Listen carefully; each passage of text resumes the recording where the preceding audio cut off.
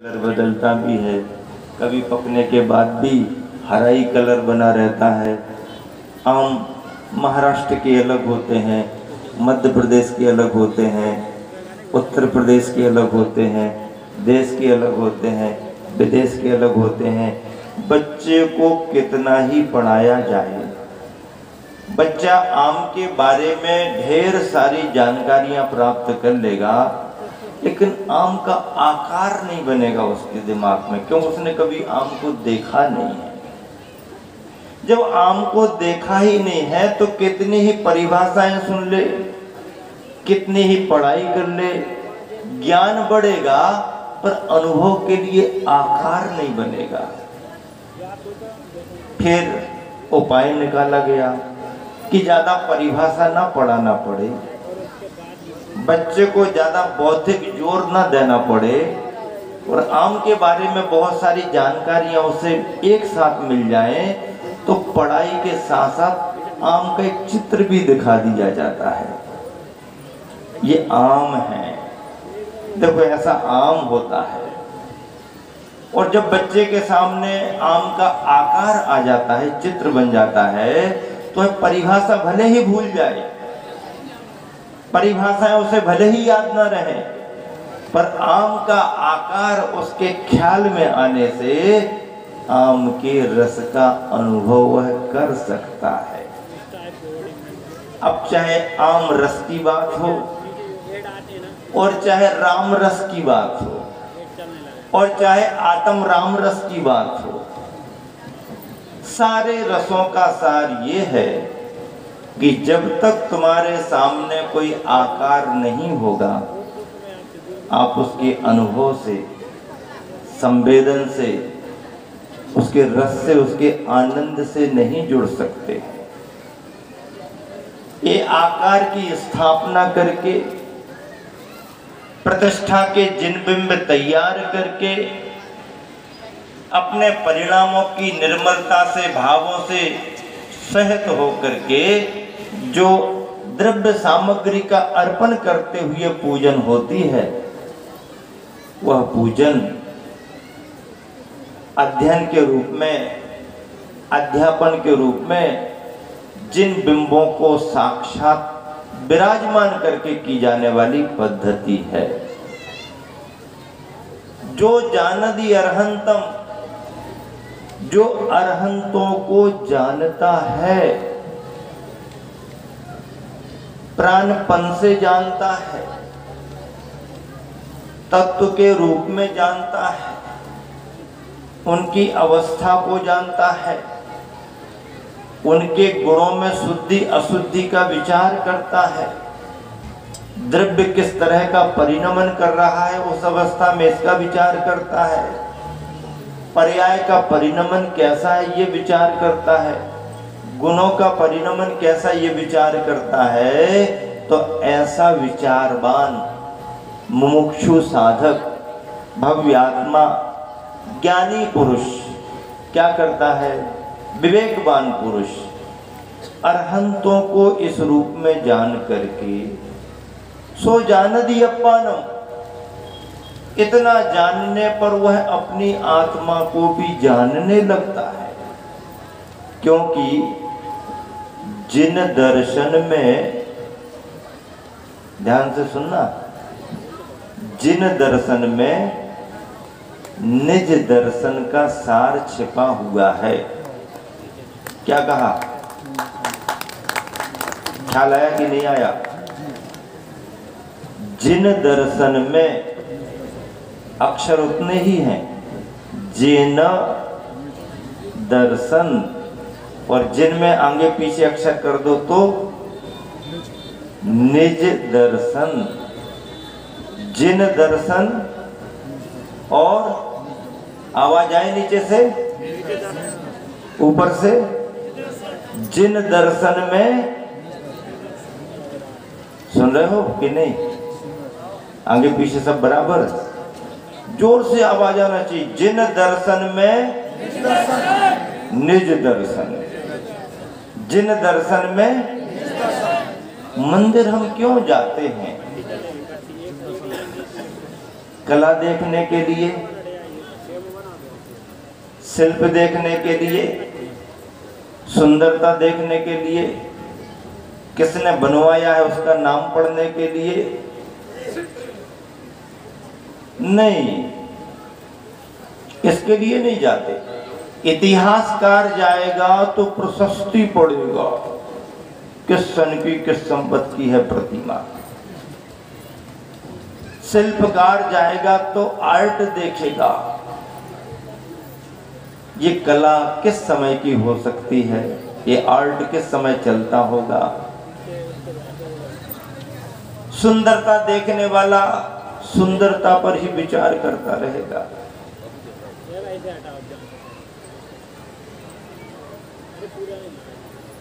इन सब से हटकर के कोई श्रद्धालु जाए तो उसे शक संबत से क्या लेना देना, इतिहास में कब प्रतिष्ठा हुई,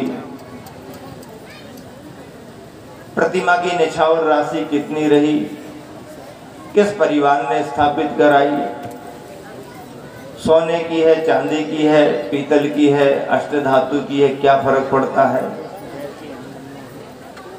इन सबको गौण करके श्रद्धालु जिसकी नजर में दृष्टि में केवल वीतरागता है और वीतरागता का दर्शन करता है, सब बातें गौण हो जाती हैं। आप भी मंदिर जाते हो, मंदिर सुलझने के लिए जाते हो और मंदिर जाते जाते कितने उलझ जाते हो।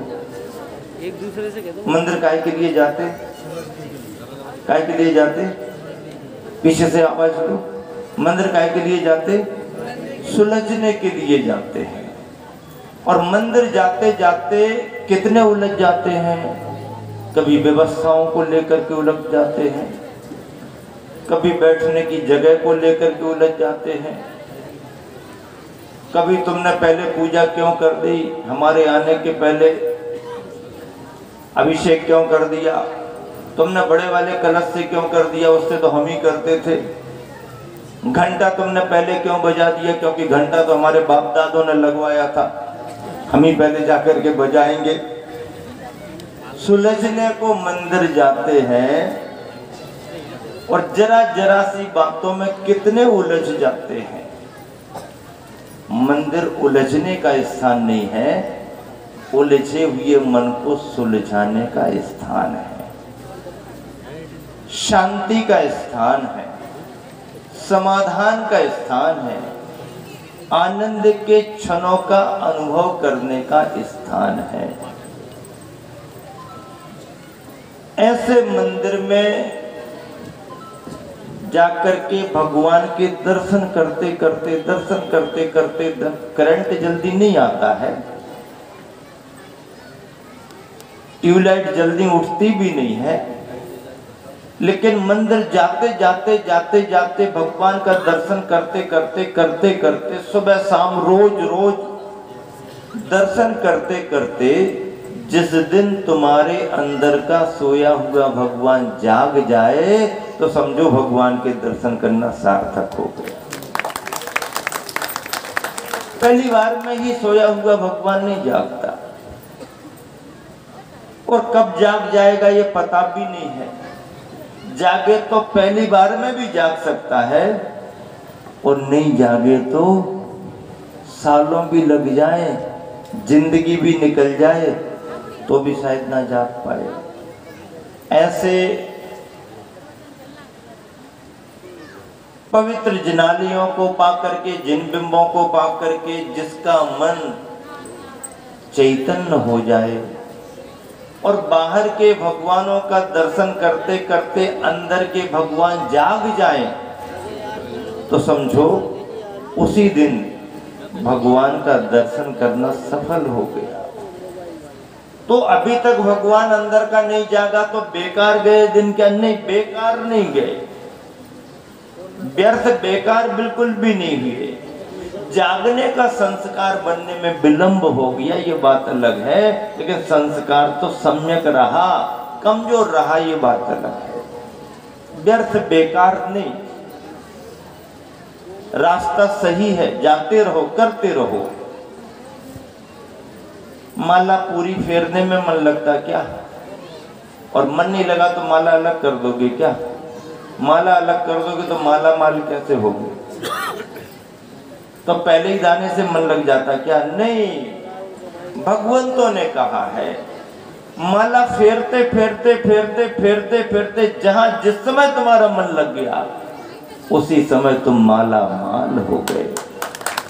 मन कब लगेगा ये पता नहीं है, मन कब लगेगा ये पता नहीं है, पर मन लगेगा तो भगवान का स्मरण करते करते ही मन लगेगा। माला माल होने का उपाय यही है, निरंतरता बनाए रखो, निरंतरता बनाए रखो। ऐसे भव्यतम जिनालय और भव्यतम जिन बिंब बीतरागता के आयतन, धर्म आयतन कल्याणकारी होते हैं हम सभी के लिए, प्राणी जगत के लिए। ऐसे जिन बिंबों की स्थापना आप यहाँ पर पंच कल्याणक प्रतिष्ठा करके करेंगे, ऐसे जिन बिंब जहां भी दर्शन वंदना के लिए मिलते हैं, शरण को पाकर के जिस भव्यात्मा के मन में उनके तत्व का विचार आता है, तो जो जानदि अर्हंतम दब्बथ गुणथ पज्यथे ही सो जानदि अप्पानम। अपनी आत्मा को वह जानता है। मोह खलु जादि तस्लयम, उसका मोह अर्थात मिथ्यात्व भी समाप्त हो जाता है। सम्यक दर्शन, सम्यक ज्ञान, सम्यक चारित्र, रत्नात्रय जैसे गुण प्रकट होते हैं। बंधुओं, आप अभिषेक करते हैं, शांति धारा के मंत्रों का वाचन करते हैं, सुनते हैं। अभिषेक के पहले पहले जल अलग रहता है, और जिस समय वह जल प्रतिष्ठित प्रतिमाओं पर जिनकी वंदना हो रही है, पूजा अनुष्ठान हो रहे हैं, ऐसे जिनमें चार शक्तियां हैं, ऐसे जिन बिंब पर जब जल ढार दिया जाता है, अभिषेक कर दिया जाता है, तो वह जल फिर सामान्य जल नहीं रहता है, बल्कि उसे फिर हम गंधोदक कहते हैं।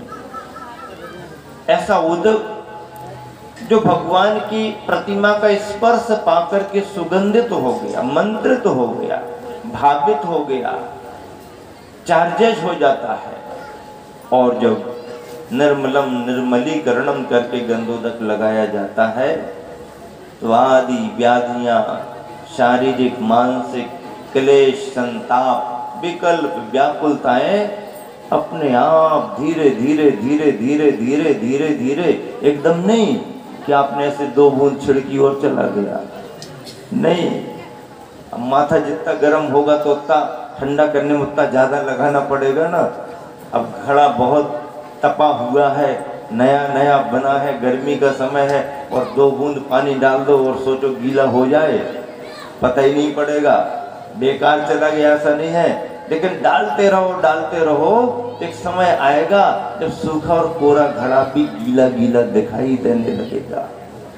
मन के संताप जल्दी समाप्त नहीं होते हैं, लेकिन मन के संतापों को समाप्त करने का उपाय यही है, पंच परमेष्टि की भक्ति करें। पंच परमेष्टि की भक्ति का नियोग यहाँ पर संपन्न हो रहा है। याग मंडल विधान जिसे आप कह रहे हैं, अर्घ अर्पित किए जा रहे हैं। एक एक परमेष्टि के गुणों का वर्णन करते हुए अर्घ अर्पित किए जा रहे हैं। आप सभी यहाँ पर धर्म लाभ ले रहे हैं। रायसेन जिले की समाज, सागर जिले की समाज, भोपाल से भी और विदिशा से भी यहाँ पर सभी का आना जाना, कभी कभी मुनि संघ के निमित्त से, कभी कभी महापात्रों की रिश्तेदारी के निमित्त से, कभी कभी अपना धार्मिक लाभ लेने के निमित्त से सबका आवागमन हो रहा है। अभी बेगमगंज की समाज, बेगमगंज के पास हदाईपुरा है, वहाँ वाले, और थोड़ा आगे बढ़ जाओ तो मरखेड़ा वाले, सभी बार बार भाव भारे सिलवानी वाले भी भाव भरे। अभी तो नागपुर वाले भी, ये नागपुर वाले थोड़ी है, तो मूल बुंदेलखंडी हैं सब, नागपुर में जाकर के धंधे पानी को बस गए हैं, गुरुवार का खूब आशीर्वाद लेकर के हेल्थ बढ़ाते जा रहे हैं, सेवाएं दे रहे हैं समाज में, सभी हैं।